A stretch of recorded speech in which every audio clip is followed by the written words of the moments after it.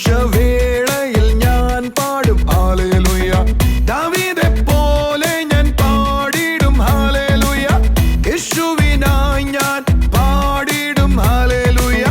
ദാവീദെ പോലെ ഞാൻ പാടിടും ഹല്ലേലൂയ. യേശുവിനായി ഞാൻ പാടിടും hallelujah. Hallelujah hallelujah hallelujah hallelujah hallelujah hallelujah hallelujah hallelujah hallelujah hallelujah hallelujah.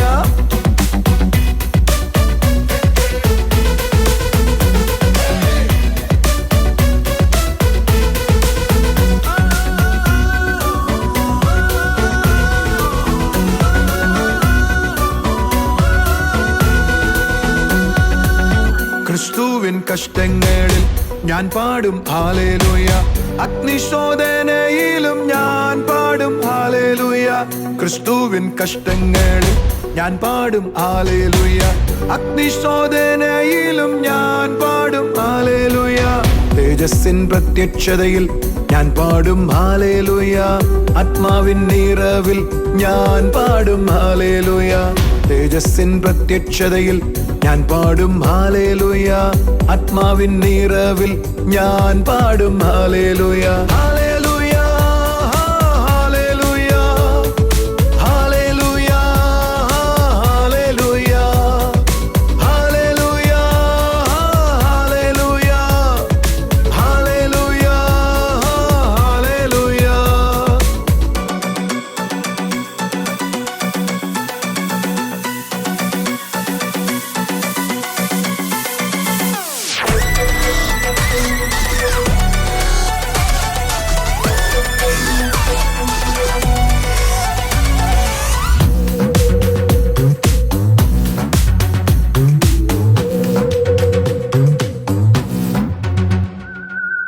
ശത്രുവിൻ തന്ത്രങ്ങളിൽ ഞാൻ പാടും ഹല്ലേലൂയ. അത്ഭുത സൗഖ്യത്തോടെ ഞാൻ പാടും ഹല്ലേലൂയ. ശത്രുവിൻ തന്ത്രങ്ങളിൽ ഞാൻ പാടും ഹല്ലേലൂയ. അത്ഭുത സൗഖ്യത്തോടെ ഞാൻ പാടും ഹല്ലേലൂയ. നിത്യതയിൻ പ്രത്യാശയിൽ ഞാൻ പാടും ഹല്ലേലൂയ. ദൂതന്മാരോടൊപ്പം ഞാൻ പാടും ഹല്ലേലൂയ. നിത്യതയിൻ പ്രത്യാശയിൽ ഞാൻ പാടും ഹല്ലേലൂയ. ദൂതന്മാരോടൊപ്പം ഞാൻ പാടും hallelujah. Hallelujah hallelujah hallelujah hallelujah hallelujah hallelujah hallelujah hallelujah. Miracle Sunday കൊല്ലത്ത് മെയ് 19 രാവിലെ 8 മണി മുതൽ. സ്ഥലം district library hall, Sopanam auditorium. TV പ്രേക്ഷക സംഗമം കോട്ടയത്ത് മെയ് 22 രാവിലെ 10:30 മുതൽ. സ്ഥലം മാമൻ മാപ്പിള ഹാൾ, കോട്ടയം. TV പ്രേക്ഷക സംഗമം പാലക്കാട് മെയ് 23 രാവിലെ 10:30 മുതൽ. സ്ഥലം മോത്തി മഹൽ കല്യാണ മണ്ഡപം, KSRTC ബസ് സ്റ്റാൻഡിനു സമീപം, നൂറണി. കർത്താവിൻ്റെ അതിപരിശുദ്ധ നാമം വാഴ്ത്തപ്പെടുമാറാകട്ടെ. അനുഗ്രഹിക്കപ്പെട്ട ഒരു നല്ല ദിവസം കൂടെ കർത്താവ് നമുക്ക് തന്നതിനായി ദൈവത്തെ സ്തുതിക്കാം. ഇന്ന് നമ്മൾ കേൾക്കാൻ പോകുന്നത് തിരുവല്ലയിൽ നിന്നുള്ള സാബു എന്നു പേരുള്ള ഒരു ബ്രാന് കർത്താവ് ചെയ്ത അത്ഭുത സാക്ഷ്യമാണ് നമ്മളിന്ന് കേൾക്കാനായി പോകുന്നത്. ബ്രദർ പറയുന്നത് 42 വർഷമായിട്ട് തൻ്റെ ലൈഫിലുണ്ടായിരുന്ന ആസക്തിയിൽ നിന്ന്, മദ്യത്തോടുള്ള പുകവലിയോടുള്ള ആസക്തിയിൽ നിന്നും കർത്താവ് വിടുവിച്ചു എന്ന അത്ഭുത സാക്ഷ്യമാണ് ബ്രദർ ഇന്ന് നമ്മളോട് പറയുന്നത്. ബ്രദർ പറയുന്നത് തൻ്റെ 13ാമത്തെ വയസ്സിൽ താൻ ഇതുപോലെ ലഹരി ഉപയോഗിക്കാനായി തുടങ്ങിയതാണ്. അത് തൻ്റെ ലൈഫിൽ വർദ്ധിച്ചു വരാനായി തുടങ്ങി. തനിക്ക് അതിൽ നിന്ന് മാറുവാൻ കഴിയാത്ത സ്ഥിതിയിലേക്ക് താനെത്തി. എന്നാൽ ഒരു പ്രാർത്ഥനയിൽ കർത്താവിൻ്റെ ഒരു സ്പർശനമുണ്ടായി. അന്ന് ബ്രദർ സൗഖ്യമായി. അതേപോലെ തന്നെ ബ്രദർ പറയാണ്, തൻ്റെ 2 കാലുകളിലും ബ്ലഡ് ക്ലോട്ടായിട്ട് 20 അടി പോലും നടക്കാൻ കഴിയാത്ത ഒരു സ്ഥിതിയിലായിരുന്നു. ഡോക്ടേഴ്സിനെ കാണിച്ചപ്പോൾ സർജറി വേണമെന്നാണ് പറഞ്ഞത്. എന്നാൽ അതിന്മേലും കർത്താവ് വലിയൊരു സൗഖ്യത്തെ കൊടുത്ത് നമുക്ക് ആ സാക്ഷ്യം കാണാം. 290 ഒഴിച്ച് കുടിച്ചിട്ടാണ് രാവിലെ ബാത്റൂമിൽ അല്ലെങ്കിൽ പല്ല് തേക്കാൻ നമ്മൾ പോകുന്നത്. അപ്പൊ സ്മാള് കഴിച്ച് സ്കൂളിൽ പോയി. സ്മാള് കഴിച്ച് സ്കൂളിൽ പോകുന്നത്.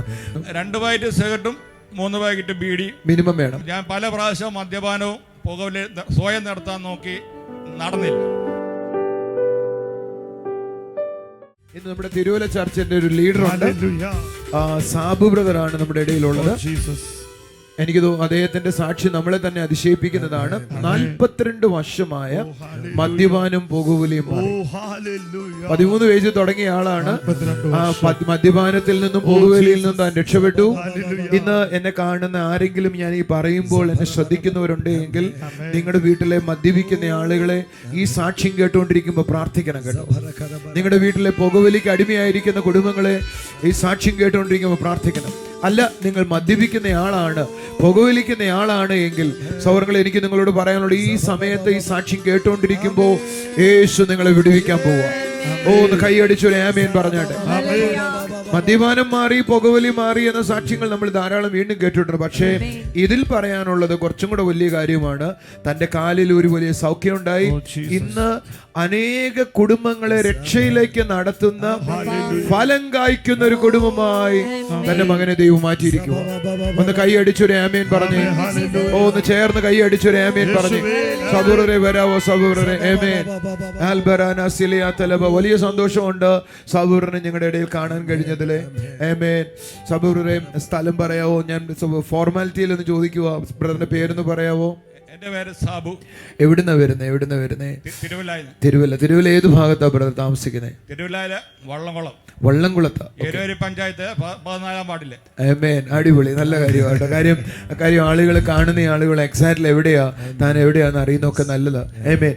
തന്റെ ജീവിതത്തിൽ 42 കൊല്ലമായി കുടിക്കുന്ന ആളായിരുന്നു എന്ന് പറഞ്ഞ എരവേരി പഞ്ചായത്തിലെ ആളുകൾക്ക് അച്ഛനെ അറിയാതിരിക്കത്തില്ലെന്ന് എന്റെ വിശ്വാസം. എല്ലാവർക്കും അറിയാം. ആമേൻ. കാരണം ആ ഭാഗത്തുള്ള ആളുകൾ, കുടിക്കുന്ന ആളുകൾക്ക് പരസ്പരം പരിചയമുണ്ട്.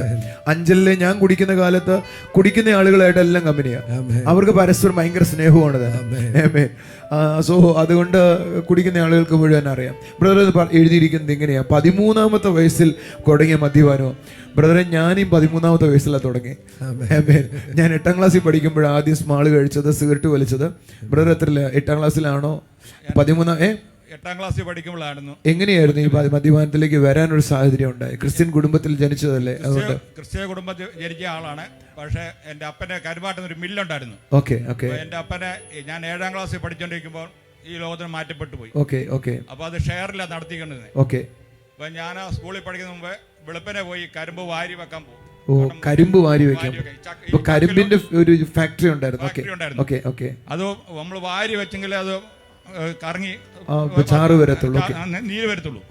അപ്പൊ അങ്ങനെ പോകുമ്പോ അവിടെ പല ആൾക്കാരുണ്ട്, സഹകരിക്കുന്നുണ്ടായിരുന്നു. അപ്പം ആദ്യം വെളുപ്പിനെ ആരാണോ കരിമ്പ് വാരി വെക്കുന്നത് അവർക്കാണ് മുൻഗണന. അപ്പൊ അങ്ങനെ പോയി അവര് ഓരോ സിബ് തന്നു, ഓരോ പുക തന്നു. അങ്ങനെ തൊട്ട് മദ്യപാനത്തിന് 13 വയസ്സില് തന്റെ രാവിലെ ജോലിക്ക് പോയാലേ പോയിട്ട് സ്കൂളിൽ പോകും. അത് കഴിഞ്ഞ് സ്കൂളിൽ പോകും. അപ്പൊ സ്മാള് കഴിച്ച് സ്കൂളിൽ പോയി. ഞാൻ സ്മാള് കഴിച്ച് സ്കൂളിൽ പോയില്ല. സ്കൂളിൽ പഠിക്കുന്ന കാലത്ത് കഴിച്ചേ ഉള്ളൂ. കാരണം എൻ്റെ അപ്പൻ്റെ ബിസിനസ് ചെന്നൈയിലും മുംബൈയിലൊക്കെ ഉണ്ടായിരുന്നു. അതിൻ്റെ കൂടെ പർച്ചേസ് മാനേജേഴ്സിൻ്റെ കൂടെ പോയി. പർച്ചേസ് കഴിഞ്ഞ് വൈകുന്നേരം ലോഡ്ജിൽ താമസിക്കുമ്പോൾ അവർ സ്മാള് കഴിച്ചു, ഞാനും കൂട്ടത്തിൽ കഴിച്ചു. അങ്ങനെ ഞാൻ കഴിച്ചത്. ബ്രദർ അങ്ങനെ 13-ാമത്തെ വയസ്സിൽ കള്ളുകൂടി തുടങ്ങി. പഠിത്തം തുടരാൻ കഴിഞ്ഞോ ബ്രദറിനെ? ഇല്ല, 10ാം ക്ലാസ് വരെ പോയുള്ളൂ. 10ാം ക്ലാസ് വരെ പോയുള്ള പിന്നെ വീട്ടിലെ കാര്യങ്ങളായിട്ട് മുന്നോട്ട് നിന്നു. ആമേൻ. ഒരു വലിയ കാര്യമായി പറയുന്നത് കേട്ടോ. 13 വയസ്സ് മുതൽ തന്റെ ജീവിതഭാരം നിമിത്തം അല്ലെങ്കിൽ കൂട്ടുകാർ നിമിത്തം കള്ളുപിടിച്ചു തുടങ്ങി. പക്ഷേ എന്നാ ബ്രദർ യേശുവിനെ അറിയാനിടയായത് പറയാമോ? 2016 എഴുതിയിരിക്കുന്നത്. ഞാനൊരു ക്രിസ്ത്യാനി കുടുംബത്തിലെ ഒരു വ്യക്തിയാണ്. പള്ളിയിലെ കമ്മിറ്റി അംഗമായിരുന്നു. എല്ലാത്തിനും അവിടെ പള്ളിയെ മുൻപന്തിയിലുണ്ടായിരുന്നു. പക്ഷെ നമുക്ക് യേശുവിനെ പറ്റി അറിയില്ല. പക്ഷെ 2016 ഞാൻ മീറ്റിംഗിൽ പങ്കെടുത്തു. അന്ന് മുതൽ ഞാൻ യേശുവിനെ അറിയാൻ തുടങ്ങി. ഒരു നല്ല കൈയടി കൊടുത്തേ, അതിനെ കൈയടിച്ചൊരു ആമേൻ പറഞ്ഞു.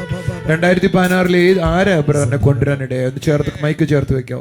എന്റെ ഇളയ പെങ്ങളാണ്, സുജയ എന്ന് പറഞ്ഞ തെങ്കിലുള്ള ഇളയ പെങ്ങളായിരുന്നു. എനിക്ക് പറഞ്ഞൊരു ശുശ്രൂഷ നടക്കുന്നുണ്ട്. നമ്മൾ ഉദ്ദേശിക്കുന്ന രീതിയുള്ള അല്ല, ഒരു വലിയൊരു അത്ഭുതം നടക്കുന്ന ശുശ്രൂഷയാണ്. അങ്ങനെ പങ്കെടുക്കാൻ പറഞ്ഞു.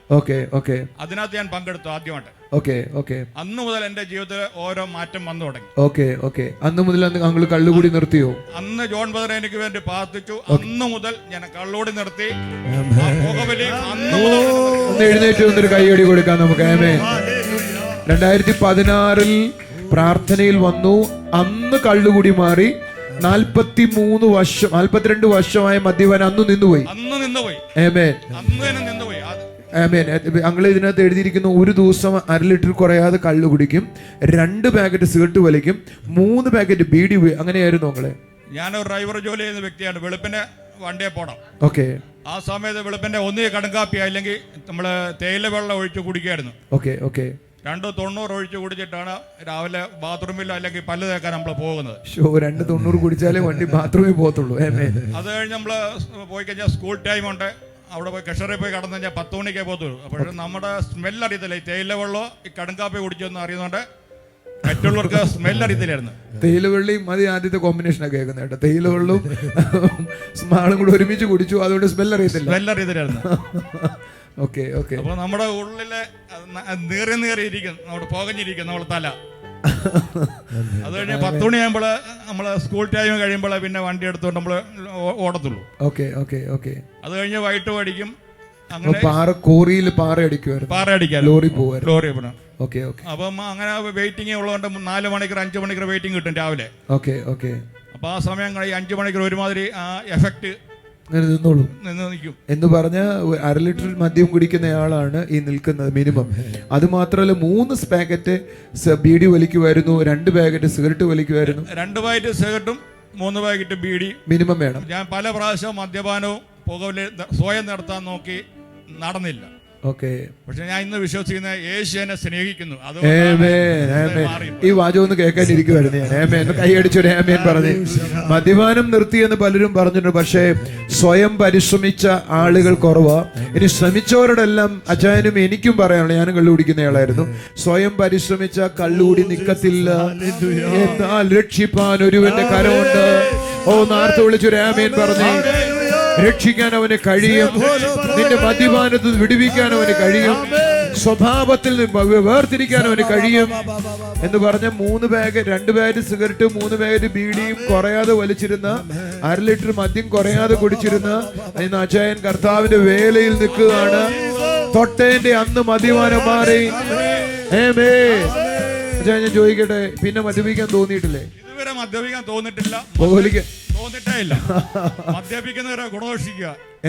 കൈയടിച്ച് കർത്താവിനെ സ്തുതിച്ച്. സോളിയന്റെ രഹസ്യം എന്നാന്നറിയോ? ഞാനും യേശുവും ഞാനും ആത്മാവും ഒന്നായി, ഞാനും യേശുവും ഞാനും ആത്മാവും ഒന്നായി, സ്വർഗം മുഴുവൻ എന്റെ കൂടെന്ന് വാഴുന്നേ, സ്വർഗം മുഴുവൻ എന്റെ കൂടെന്ന് വാഴുന്നേ. നമ്മളെ കാണുന്ന മദ്യപിക്കുന്ന ആരെങ്കിലും ഉണ്ടെങ്കിൽ ആ വ്യക്തി ഒന്ന് എഴുന്നേറ്റ് നിൽക്കാവോ? ദുശീലത്തിന് അടിമപ്പെട്ട് കിടക്കുന്ന കുടുംബങ്ങൾ ആരെങ്കിലും ഉണ്ടെങ്കിൽ ഒന്ന് എഴുന്നേക്കാവോ? എന്നിട്ടൊന്ന് പറയോ, യേശുവേ എനിക്ക് നിന്നെ വേണമെന്നൊന്ന് പറയാവോ? നിങ്ങൾ ക്രിസ്ത്യാനിയാകാം, ഹിന്ദു ആകാം, മുസൽമാനാകാം. ഇത് മതമല്ല, പകരം രക്ഷയുടെ മാർഗമാണ്. ഒന്ന് പറയോ, യേശുവേ യേശുവേ യേശുവേ. വേദപുസ്തകം പറയുന്നു, യേശുവിനെ കർത്താവ് എന്ന് വായി കൊണ്ട് ഏറ്റു പറയുകയും ദൈവവനെ മരിച്ചവരുടെ ഇടയിൽ നിന്ന് ഉയർപ്പിച്ചു എന്ന് വിശ്വസിക്കുകയും ചെയ്താൽ നീ രക്ഷ പ്രാപിക്കും. രക്ഷ പ്രാപിക്കാൻ വഴിയുണ്ട് ബ്രദറെ. മദ്യത്തെ രക്ഷിക്കാൻ വഴിയുണ്ട്, പുകവലി നിർത്താൻ വഴിയുണ്ട്. യേശുവിനെ ദൈവമെന്ന് പറഞ്ഞാൽ മതി, യേശുവിനെ കർത്താവെന്ന് പറഞ്ഞാൽ മതി.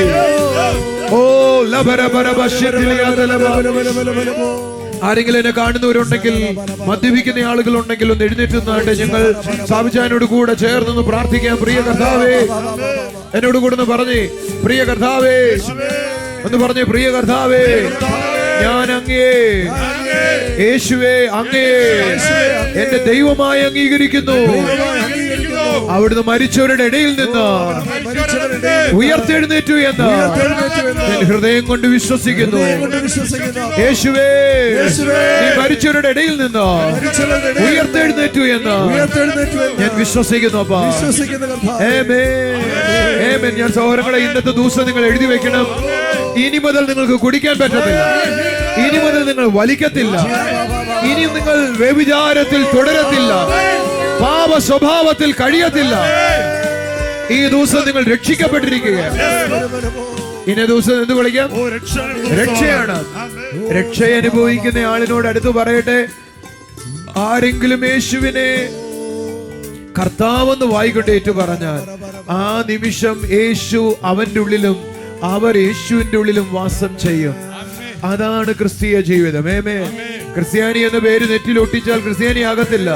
ക്രിസ്തീയ ജീവിതം എന്ന് പറയുന്നത് ഞാനും യേശുവും ഞാനും ദൈവം ഒന്നാടേ, ഞാനും യേശുവും ഞാനും ആത്മാവും ഒന്നാടേ. ഒരിക്കൽ കൂടെ, ഓ ഞാനും യേശുവും ഞാനും ആത്മാവും ഒന്നാടേ. സ്വർഗം മുഴുവൻ എന്റെ കൂടെന്ന് വാഴുന്നേ, സ്വർഗം മുഴുവൻ എന്റെ കൂടെന്ന് വാഴുന്നേ. ഞാനേറെ ഫലം കായ്ക്കും, പിതാവ് എന്നിൽ മഹത്വപ്പെടുമേ. ഞാനേറെ ഫലം കായ്ക്കും, പിതാവ് എന്നിൽ മഹത്വപ്പെടുമേ. നിങ്ങളിൽ അനേകരെ ജീവിതത്തിൽ ഫലം കായ്ക്കാൻ പോവാ. മദ്യപാനം മാറട്ടെ. സോളെ നമുക്ക് ഒരുമിച്ച് പ്രാർത്ഥിക്കാം. പ്രിയ കർത്താവേ, മദ്യപാനത്തിന്റെ പിടിയിൽ കിടക്കുന്ന കുടുംബങ്ങളിൽ നിന്ന് ആ മദ്യപാനത്തിന്റെ ശക്തി വിട്ടുപോകട്ടെ. മദ്യപാനത്തിന്റെ ബലം പൊട്ടി പോകട്ടെ. പുകവലിയുടെ ബലം പൊട്ടി പോകട്ടെ.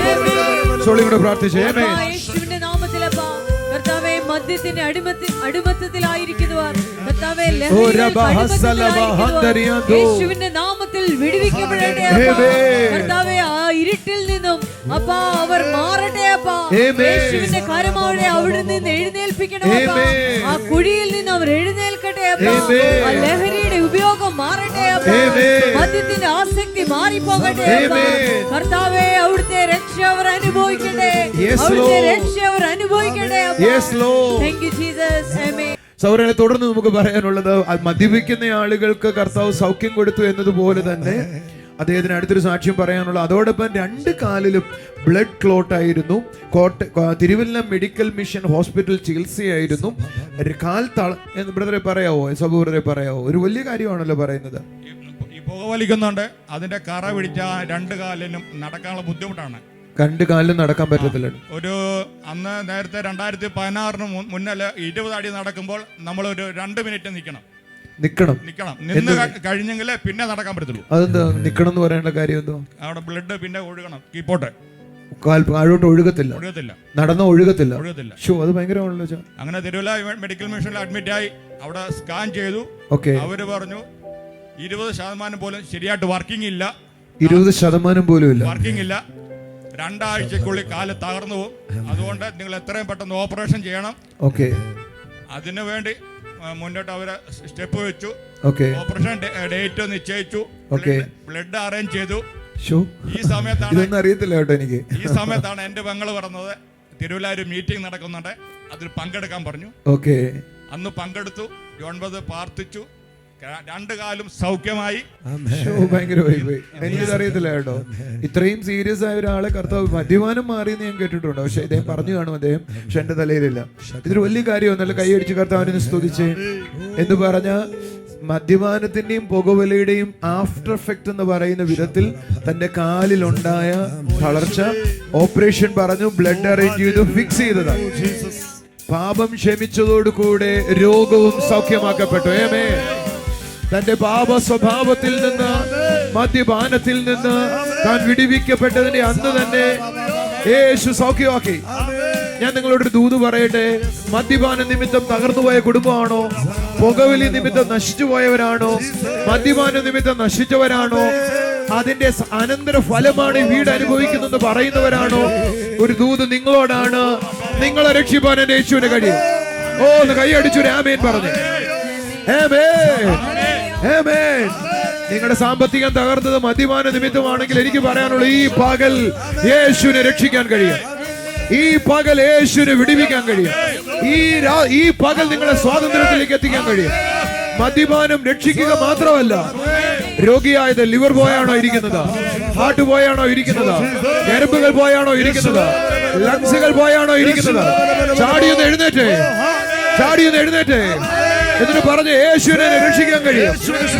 യേശുവിനെ രക്ഷിക്കാൻ കഴിയും.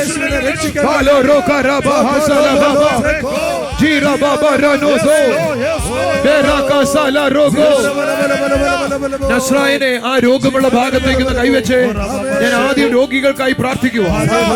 ആരെങ്കിലും ദുശീലങ്ങൾ കൊണ്ട് തന്റെ പാപ സ്വഭാവം കൊണ്ട് രോഗിയായി പോയെങ്കിൽ ഭയപ്പെടരുത്. യേശു തളർന്ന മനുഷ്യനെ നോക്കിയിട്ട് പറഞ്ഞു, മകനെ നിന്റെ പാപം ക്ഷമിക്കുന്നു. ആ നിമിഷം അവൻ കിടക്കയുമായി എഴുന്നേറ്റ് നടന്നു.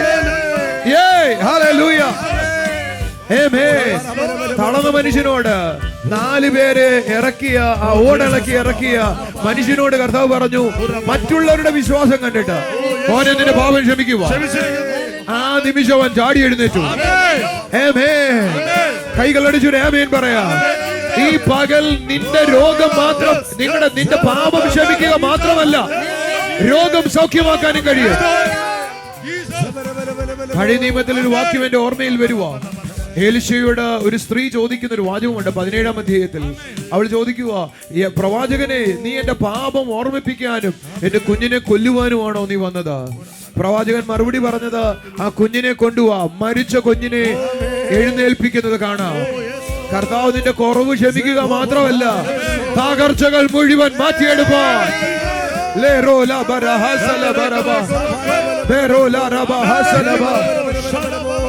നീ പാപനിമിത്തം രോഗിയാകാം, പാപനിമിത്തം രോഗാകാം. പാപത്തിന്റെ ഫലമാണ് മരണം. എന്നാൽ ആ മരണത്തിൽ നിന്ന് രക്ഷിപ്പാൻ കഴിയുന്ന, രോഗത്തിൽ നിന്ന് രക്ഷിപ്പാൻ കഴിയുന്ന ഒരു യേശുവിനെയാണ് ഞങ്ങളിന്ന് സേവിക്കുന്നത്. ഒന്ന് തുള്ളിച്ചാടി ആമേൻ പറഞ്ഞു.